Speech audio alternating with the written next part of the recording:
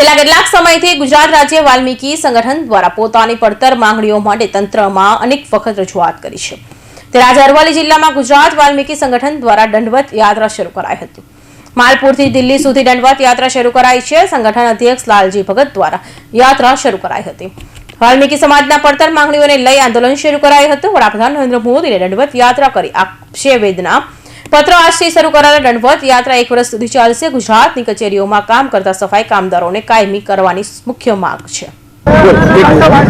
ગુજરાતના તમામ વાલ્મીકી સમાજના પ્રાણ પ્રશ્નોને લઈ આજે હું માલપુરથી દિલ્હી વડાપ્રધાન નરેન્દ્ર મોદી સાહેબશ્રીને વેદના આપવા જઈ રહ્યો છું। આ મારી વેદના છે કે વર્ષોથી જે કામ કરતા સફાઈ કામદારોને નગરપાલિકા, મહાનગરપાલિકા, ગ્રામ પંચાયતો, સરકારી કચેરીઓમાં એજન્સી દ્વારા અને ત્યાં નગરપાલિકા દ્વારા જે અન્યાય થઈ રહ્યો છે એ સફાઈ કામદારોને ન્યાય મળે।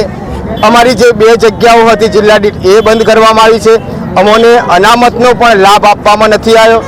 આ પ્રશ્નને લઈ હું માલપુરથી વડાપ્રધાન નરેન્દ્ર મોદી સાહેબશ્રીને હું 1 વર્ષ માટે આ યાત્રા કરી રહ્યો છું। તો ગુજરાતના ધર્મપ્રેમી સજ્જનોને અને ગુજરાતના તમામ પત્રકારશ્રીઓને મારી વિનંતી છે કે અમારો અવાજ સરકાર સુધી પહોંચાડો અને અમારા ગરીબ, પીડિત અને અતિ પછાત વાલ્મીકી સમાજના સફાઈ કામદારોને ન્યાય મળે એવી વિનંતી કરું છું।